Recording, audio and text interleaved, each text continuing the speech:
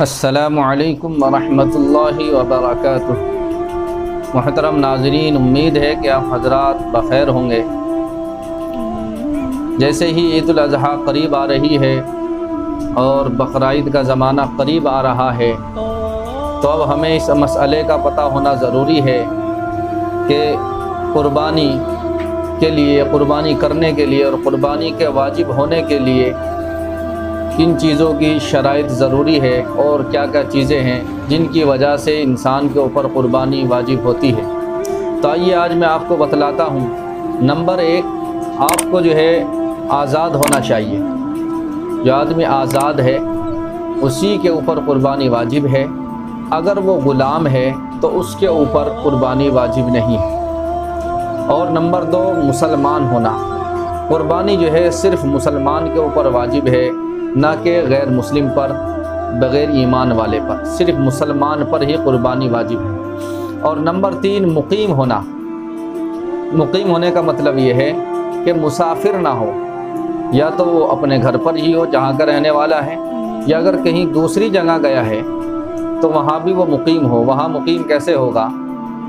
آپ سفر کے لیے نکلے اور آپ نے نیت کی کہ میں 20 دن میں یا 15 دن میں وہاں سے واپس آؤں گا، تو آپ یہ نیت کرتے ہی مقیم ہو جائیں گے، یعنی آپ مسافر نہیں رہیں گے۔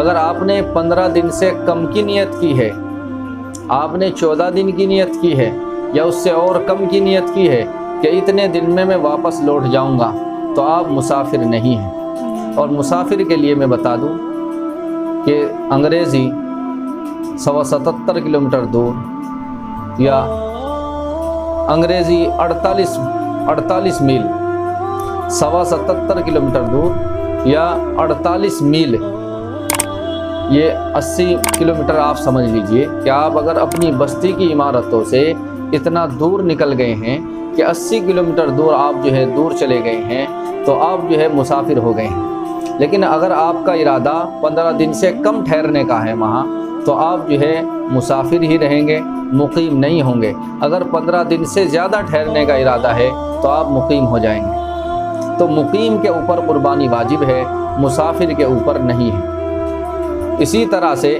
نمبر 4، ایام قربانی میں صاحب نصاب ہونا، یعنی اس کے پاس اتنا مال ہونا، چاہے وہ روپیہ ہو، پیسہ ہو، سونا ہو، چاندی ہو، یا تجارت کے لیے مال خریدا ہوا ہو، یا ضرورت سے زائد مال ہو۔ اگر یہ چیزیں اس کے پاس ہے، اگر اتنا مال اس کے پاس ہے کہ صاحب نصاب کسے کہتے ہیں؟ صاحب نصاب 7.5 تولہ جو ہے سونا، یا 52.5 تولہ چاندی، یا اتنی قیمت اس کے پاس ہو، تو وہ صاحب نصاب ہوتا ہے۔ آپ ایک مسئلہ سمجھ لیں کہ فطرے کے لیے اور بقرعید کی قربانی کرنے کے لیے مال کے اوپر 1 سال کا گزرنا ضروری نہیں ہے کہ مال پر 1 سال گزرے گا جب ہی آپ کے اوپر قربانی ہوگی، یا جب ہی آپ جو ہے عید الفطر میں فطرہ ادا کریں گے۔ نہیں، یہ صرف زکوٰۃ کے لیے ہے کہ زکوٰۃ کے لیے مال کے اوپر 1 سال کا گزرنا ضروری ہے، لیکن قربانی کے لیے 1 سال کا گزرنا ضروری نہیں ہے۔ اگر آپ کے پاس 7.5 تولہ سونا تو نہیں ہے، لیکن چاندی ہے، یا 1 تولہ سونا ہے اور کچھ جو ہے چاندی ہے، تو 1 تولہ سونے کی قیمت تقریباً آج کے حساب سے 50,000 روپے ہیں۔ تو 50,000 روپے سے بھی کم میں 35,000 میں 30,000 میں آپ جو ہے 52.5 تولہ چاندی خرید سکتے ہیں۔ تو آپ مسئلہ سمجھیں کہ دونوں چیزوں میں سے یا تو 7.5 تولہ سونا آپ کے پاس ہو، ظاہر سی بات ہے مشکل ملے گا، لیکن چاندی آپ کے پاس ہو سکتی ہے۔ اگر کچھ چاندی ہے کچھ سونا ہے، یا چاندی نہیں ہے سونا ہے، تو آپ 1 تولہ سونا بھی بیچ کر اس کی قیمت میں 52.5 تولہ چاندی خرید سکتے ہیں۔ تو آپ کے اوپر جو ہے قربانی واجب ہے اور زکوٰۃ بھی واجب ہے، لیکن زکوٰۃ کے لیے تو سال کا گزرنا ضروری ہے، قربانی کے لیے سال کا گزرنا ضروری نہیں ہے۔ قربانی کے دنوں میں، ان 3 دنوں میں، اگر آپ تیسرے دن بھی سورج غروب ہونے سے پہلے، سورج کے چھپنے سے پہلے آپ مالدار ہو گئے، کہیں سے آپ کے پاس مال آ گیا، تو آپ کے اوپر قربانی واجب ہو گئی، آپ کو قربانی ادا کرنی پڑے گی۔ تو امید ہے کہ یہ قربانی کا مسئلہ آپ کی سمجھ میں بالکل آ گیا ہوگا۔ اگر آپ کو پھر بھی کچھ کنفیوز ہے، یا آپ کچھ اور پوچھنا چاہتے ہیں، معلوم کرنا چاہتے ہیں، تو آپ جو ہے کمنٹ باکس میں لکھ کر پوچھ سکتے ہیں۔ انشاءاللہ بہت جلدی ہم جواب دینے کی کوشش کریں گے، اور اللہ تعالی ہم سب کو دین کے صحیح مسئلے معلوم کر کر ان پر عمل کی توفیق عطا فرمائے۔